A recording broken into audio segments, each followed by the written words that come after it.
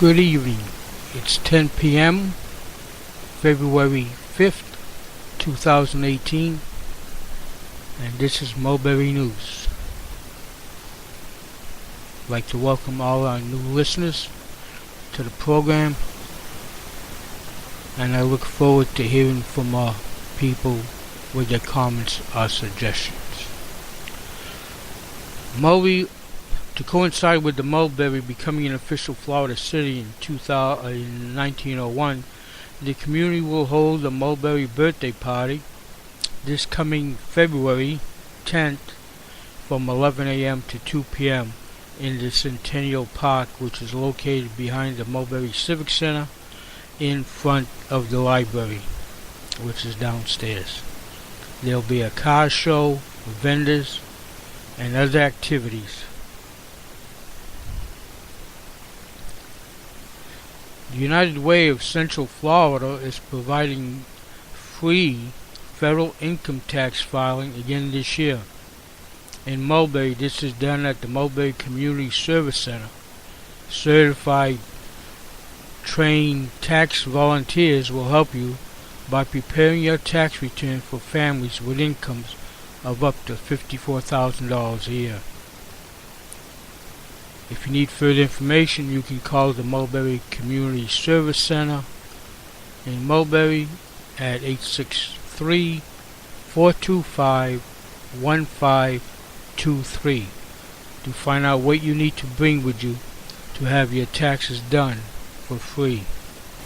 That's the Mulberry Community Service Center at 863-425-1523.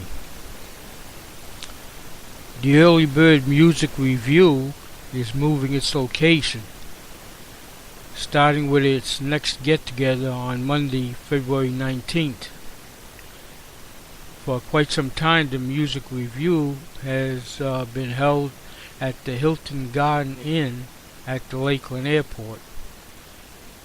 It is now scheduled to be going back to the Cleveland Heights Country Club in Lakeland. The music begins at 5 p.m. and ends at 8 to allow people to get home early. The cover charge is $5 per person, but you can buy dinner for an extra charge if you would like. The vocalists featured are from all over the Polk County area and sing all types of music, including romantic, music from the 50s, 60s, and 70s, later music, some country, blues, and more.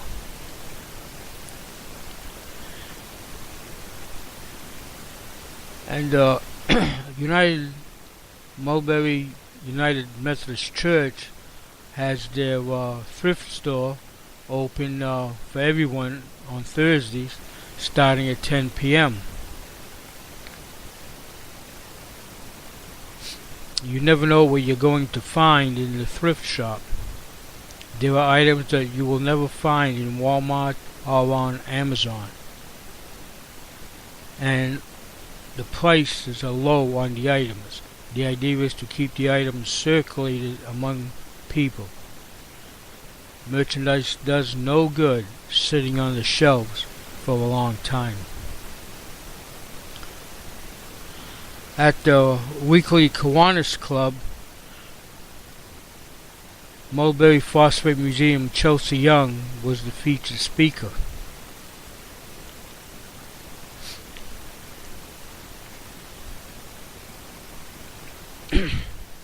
The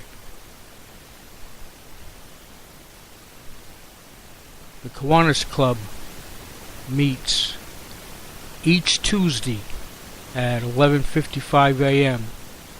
in Jake's Cafe at 211 First Avenue Northwest. And that's at 11:55 each Tuesday. And some events coming up in the library on February 7th. Nocturnal's Book Club at 7:30. It's 3:30 for teens 7 to 12.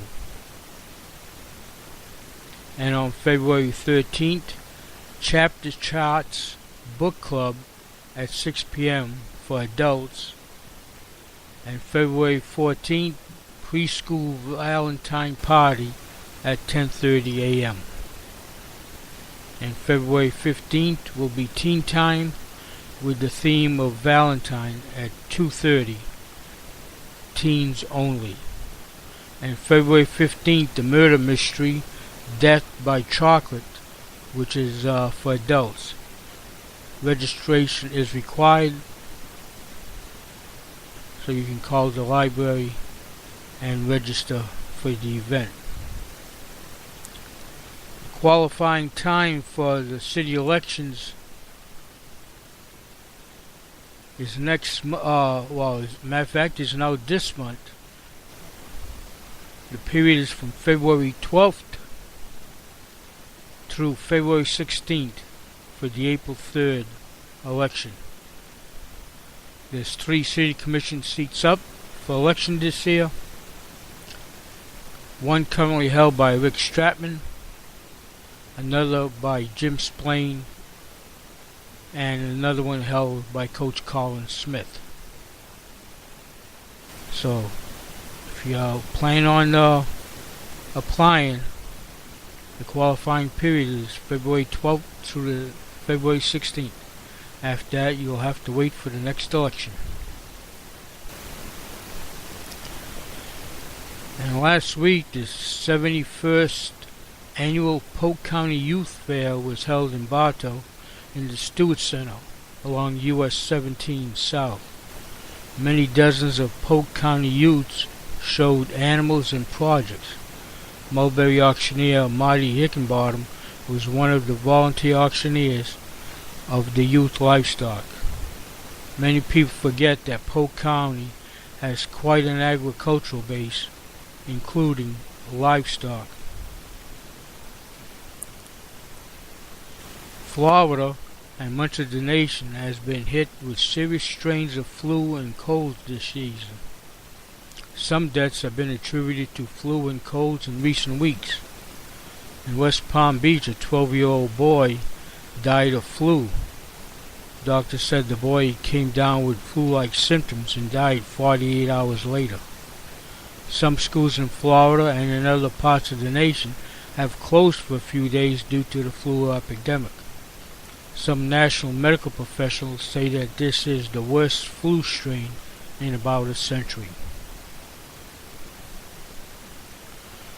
A Tenorock High School student, Nicole Winfield, 16, was arrested last week on school campus for allegedly carrying a loaded gun in her backpack. She was taken to the juvenile assessment office in Bartow. The school resource director on campus responded at first. Also, the Lakeland Chamber of Commerce has a new president, a retired banker Wayman Suggs, who lived in 8 different cities in 16 years of banking. He and his wife moved to Lakeland in 1998 and said they enjoyed this area and never wanted to move again. Also last week, some members of the Lakeland Chamber toured the Lakeland Volunteers in Medicine located in a former school building. And a middle-aged man barely escaped with his life on Crescent Beach near Jacksonville. He had built a sand tunnel when it collapsed on him. He was buried under at least 3 feet of sand. People rescued him by digging in the sand next to him. The man was cardiac arrest when he was rescued.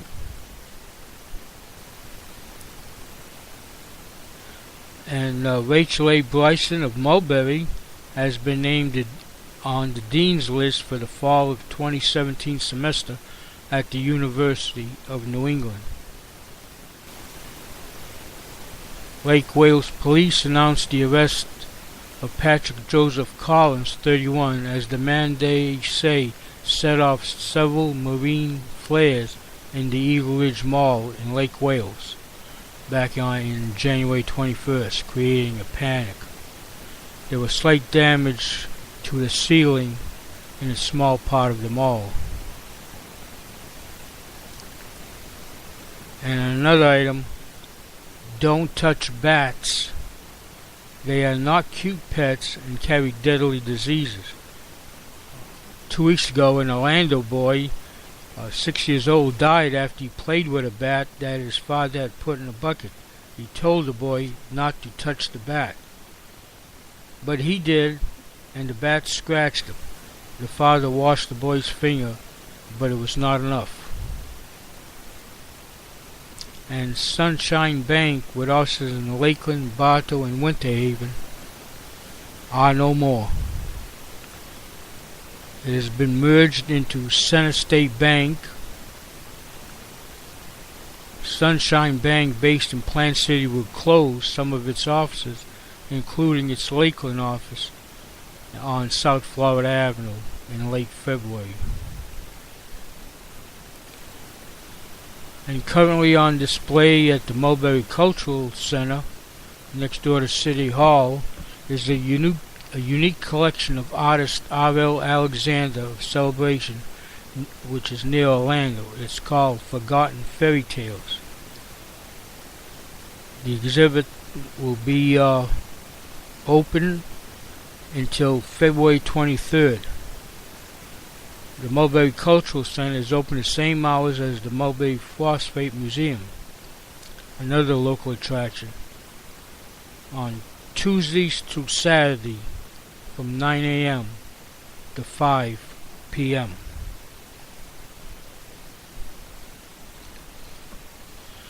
The IRS announces its tax season. Veterans and service members specific. The Internal Revenue Service announced recently that the nation's 2018 tax season is underway and reminds taxpayers claiming certain tax credits that the refunds will not be available before late February. The IRS will begin accepting tax returns until the tax season ends. It began on January 29th and has nearly 155 million individual tax returns are expected to be filed. And the Florida Strawberry Festival, something that we wait for every year, will be from March 1st through March 11th in Plant City. Some of the appearances on the soundstage will be the Oak Ridge Boys, Jerry Lee Lewis, Justin Moore with Dylan Scott, Lee Greenwood, Reba McEntire, Josh Turner, Engelbert Humperdinck, The Letterman, Charlie Pride, Earth, Wind and Fire, Sawyer Brown, Brad Paisley, and Kenny Babyface Edmonds and Anthony Hamilton,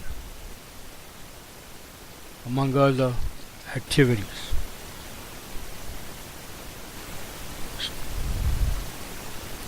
Don't forget, March 1st through the 11th in Plant City, the annual Florida Strawberry Festival.